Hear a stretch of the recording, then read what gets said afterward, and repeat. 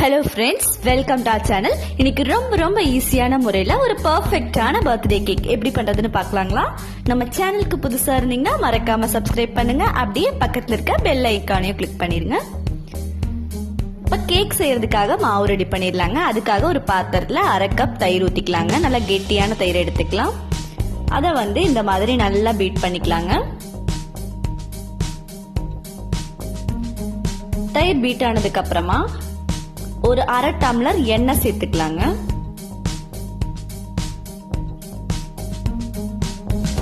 எண்ணெயையும் தயிரையும் நல்லா இந்த மாதிரி கலந்து விட்டுறணுங்க.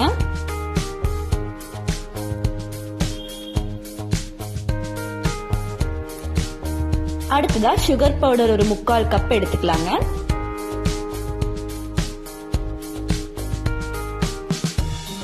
பாருங்க, இந்த கப்ல 3/4 கப் நான் சுகர் பவுடர் எடுத்திருக்கேன். இது கொஞ்சம் கொஞ்சமா போட்டு இந்த மாதிரி நல்லா மிக்ஸ் பண்ணி விட்டுருணுங்க.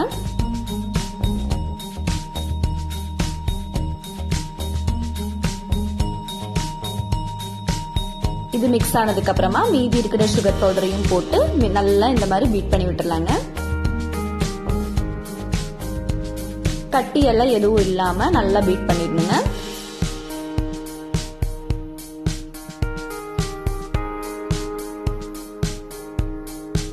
அடுத்ததா இதுலயே 1 கப் மைதா மாவு சேர்த்துக்கலாங்க. சலிச்சு சேர்க்க போறோம். இது கூடவே baking powder 1 spoon, baking soda 1/2 spoon சேர்த்து நல்லா சலிச்சு வச்சுக்கலாங்க. அதுல 1 டம்ளர் பால்ல கொஞ்சம் கொஞ்சமா ஊத்தி இந்த மாதிரி நல்லா மிக்ஸ் பண்ணணுங்க.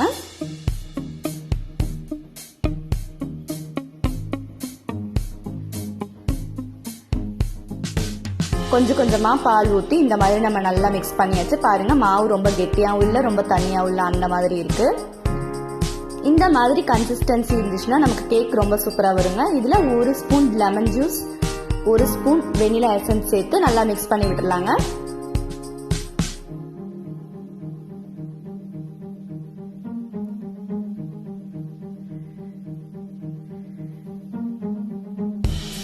இது ஃபுல்லா இந்த மாதிரி கலந்தாச்சு.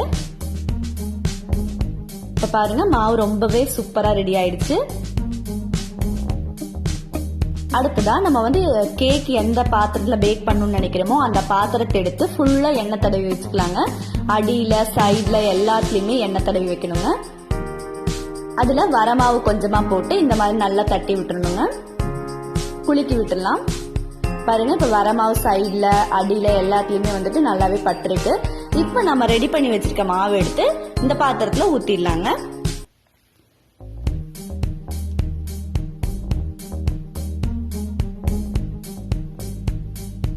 இந்த மாதிரி மாவை ஃபுல்லா அந்த பாத்திரத்துல ஊத்திடலாங்க.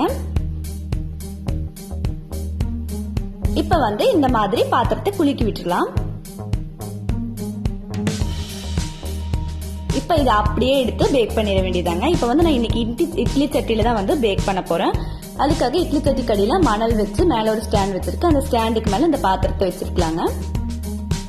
ஆல்ரெடி 10 நிமிஷம் நான் ப்ரீ ஹீட் பண்ணிருக்கேங்க. இது ஒரு 25ல இருந்து 30 நிமிஷம் வரைக்கும் வெந்தா போதும். இந்த மாதிரி ஒரு மூடி போட்டு க்ளோஸ் பண்ணி வச்சிருங்க. சிம்ல தான் வேகணும். அதுக்குள்ள நம்ம கிரீம் ரெடி பண்ணிடலாங்க. இன்னைக்கு நம்ம coffee cream and white cream 2 cream ready பண்ண போறோம். ஃபர்ஸ்ட் காஃபி கிரீம் எப்படி ரெடி பண்றதுன்னு பாத்திரலாங்க. அதுக்காக ஒரு பாத்திரத்துல 2 ஸ்பூன் நெய் ஊத்திக்கலாங்க. நெய் ஊத்தி இந்த மாதிரி நல்லா பீட் பண்ணிக்கணுங்க.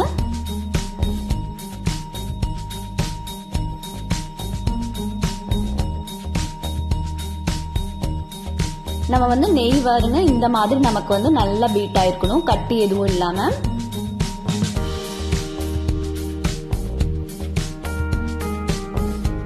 நெய் பீட் ஆகும்போது நமக்கு அதுவே கிரீம் மாதிரி வந்துடும்.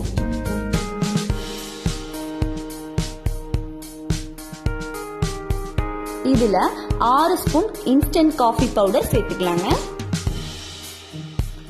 கூடவே 5 ஸ்பூன் சுகர் பவுடர் சேர்த்துக்கலாங்க.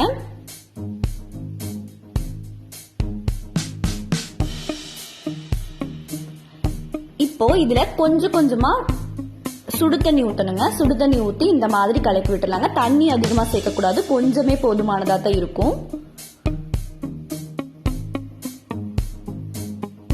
லைட்டா மட்டும் சுடு தண்ணி ஊற்றி இந்த மாதிரி நம்ம கலக்கி விட்டுடலாங்க.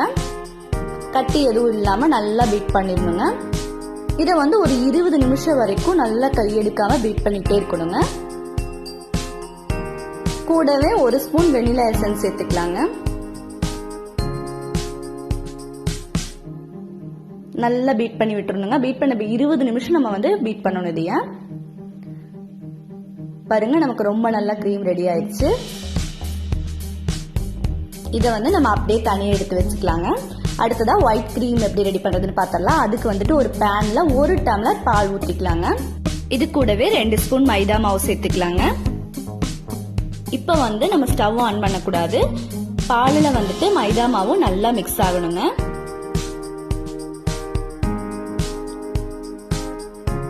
கட்டி எதுவும் இல்லாம நல்லா மிக்ஸ் பண்ணிக்கலாங்க. இப்ப பாருங்க, பாலும் மைதா மாவும் நல்லாவே மிக்ஸ் ஆயிடுச்சு. இப்போ இந்த ஸ்டேஜ்ல நம்ம ஸ்டவ் ஆன் பண்ணிக்கலாங்க. சிம்மில் வச்சுக்கலாம். நம்ம இனிப்புக்காக 3 ஸ்பூன் சர்க்கரை சேர்த்துக்கலாங்க. சர்க்கரை சேர்த்ததுக்கு அப்புறமா இந்த மாதிரி நல்லா கலந்து விட்டுறணும். இனிப்பு அதிகமா வேணும்னு நினைக்கிறவங்க இன்னும் 1 ஸ்பூன் கூட சர்க்கரை சேர்த்துக்கலாம். இப்போ வெனிலா எசன்ஸ் 1 ஸ்பூன் சேர்த்துக்கலாங்க.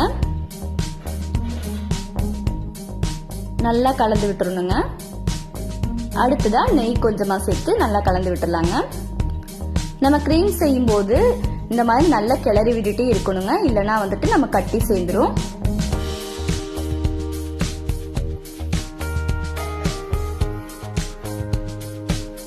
பாருங்க, இப்ப நமக்கு ரொம்பவே சூப்பரான ஒயிட் க்ரீம் ரெடி ஆயிடுச்சு. இதை அப்படியே நம்ம தனியாக எடுத்து வச்சுக்கலாம். அடுத்ததான் இந்த சைட் பார்த்தோம்னா நமக்கு கேக் ரொம்ப நல்லா வெந்துருச்சுங்க. இதை மாதிரி ஒரு ஸ்டிக் வச்சு குத்தி பார்த்தோம்னா பாருங்க, மாவு வந்து ஒட்டவே இல்லை. ஸோ நமக்கு வந்து ரொம்ப சூப்பராகவே கேக் ரெடி ஆயிடுச்சு. காஃபி க்ரீமும் ரெடி ஆயிடுச்சு. நம்ம கேக்ல வந்துட்டு இந்த மாதிரி ஒரு கத்தி வச்சு சைட்ல எடுத்து விட்டுறலாங்க. ரொம்ப சாஃப்டா இருக்கு. இதை அப்படியே திருப்பினோம்னா இந்த பாத்திரத்தை நமக்கு பாருங்க எவ்வளவு சூப்பரா வந்திருக்குன்னு. பார்க்கவே அழகா இருக்கு. இதை அப்படியே ஒரு பிளேட்ல வச்சிடலாம். பாருங்க, மேல சைட்ல எல்லாத்துலயுமே வந்துட்டு நல்லா கேக் வெந்திருக்கு. ரொம்ப நல்லா இருக்கு. இப்ப வந்து நம்ம இதுல இருக்க அன்ஈவன் பார்ட்ஸ் மட்டும் கட் பண்ணி எடுத்துடலாங்க ஒரு கத்தி வச்சு. பாருங்க, இப்ப வந்து அன்ஈவன் பார்ட்ஸை கட் பண்ணி எடுத்தாச்சு. இப்ப கேக் வந்து ஈக்குவல் ஆயிடுச்சு. இப்ப அடுத்ததான் நம்ம க்ரீம் தடவை ஆரம்பிச்சிடலாங்க. நம்ம ரெடி பண்ணி வச்சிருக்க ஒயிட் க்ரீம் எடுத்து நம்ம கேக் மேல வச்சுக்கலாம்.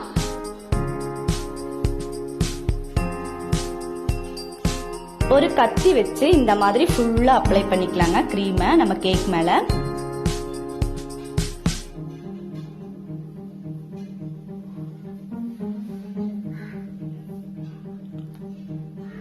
இந்த மாதிரி கொஞ்சம் கொஞ்சமா நம்ம அப்படியே கேக் ஃபுல்லா க்ரீம் அப்ளை பண்ணிடலாங்க.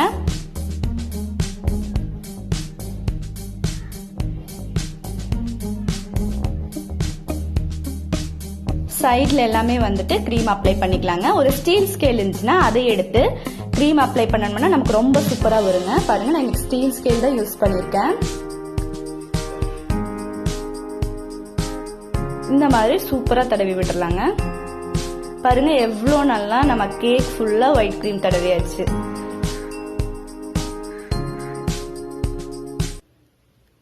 ஃபுல்லா வந்து நம்ம ஒயிட் க்ரீம் அப்ளை பண்ணியாச்சு. இனி அடுத்ததா வந்துட்டு நம்ம காஃபி க்ரீம் எடுத்து அப்ளை பண்ணிடலாங்க. நம்ம ரெடி பண்ணி வச்சிருக்க காஃபி க்ரீமை இந்த மாதிரி எடுத்து கேக்ல சைட்ல வேணாலும் ஊத்திடலாங்க. பாருங்க எவ்வளவு நல்லா அப்படியே ஒழுகி வரும். இது இந்த காஃபி க்ரீம் வந்து லைட்டா இருக்குங்க. உங்களுக்கு கொஞ்சம் திக்கா வேணும்னா இதை வந்து நம்ம கொஞ்சம் லைட்டா சூடு பண்ணிக்கலாங்க. காஃபி க்ரீமை லைட்டா ஹீட் பண்ணும்போது நமக்கு கொஞ்சம் திக்காயிரும் க்ரீம். நான் வந்து இன்னைக்கு ஹீட் பண்ணி போட்டிருக்கேங்க. அதனால வந்துட்டு நம்ம கேக் மேல அப்படியே ஸ்டிஃபா நின்னுக்கும். இந்த க்ரீம் பாக்குறதுக்கு அப்படியே சாக்லேட் மாதிரியே இருக்கும். பாருங்க, நம்ம கேக்கே ரொம்ப சூப்பரா இருக்கு.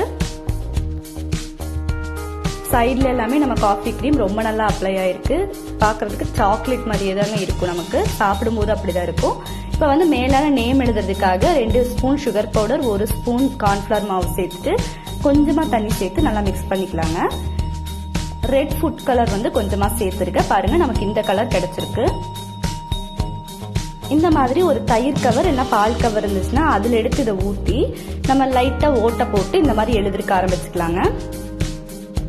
நம்ம கேக்கை வந்து எப்படி எழுதணும்னு நினைக்கிறோமோ, டெக்கரேட் பண்ணணும்னு நினைக்கிறோமோ அந்த மாதிரி நம்ம வந்து இதில் யூஸ் பண்ணி டெக்கரேட் பண்ணிக்கலாம். நமக்கு என்ன ஃபுட் கலர் தேவையோ அதை வேணாலும் நம்ம யூஸ் பண்ணிக்கலாங்க, என்ன கலர் வேணாலும். ரீசெண்டாக எங்கள் வீட்டில் வந்து ஒரு பர்த்டே வந்துச்சு, அதுக்காக தான் வந்துட்டு நான் இந்த கேக்கை வந்து ப்ரிப்பேர் பண்ணேன். ரொம்ப சூப்பராக வந்துச்சு.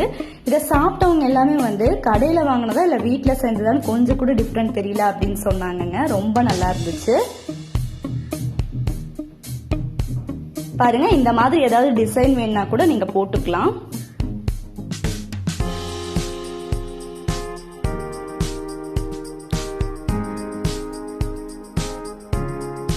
பாருங்க எழுதுறதுக்கு ரொம்ப சூப்பரா வந்திருக்கு. ரொம்ப சிம்பிளான முறையில நம்ம வீட்டில் இருக்க பொருளையே வச்சு ரொம்ப பர்ஃபெக்டான பர்த்டே கேக் சூப்பரா ரெடி பண்ணியாச்சுங்க. ஸோ நீங்களும் வந்துட்டு பர்த்டேனா நீ கடைக்கு போய் வாங்க வேண்டாம், நம்ம வீட்லயே ரொம்ப சூப்பரான கேக் ரெடி பண்ணிடலாம். பாருங்க எவ்வளவு சாஃப்டா இருக்கு, பார்த்தாலே சாப்பிடணும் போல இருக்கு. உங்க வீட்லயும் மறக்காம இந்த கேக்கை ட்ரை பண்ணி பாருங்க. இந்த வீடியோ பிடிச்சிருந்தா மறக்காம சப்ஸ்கிரைப் பண்ணி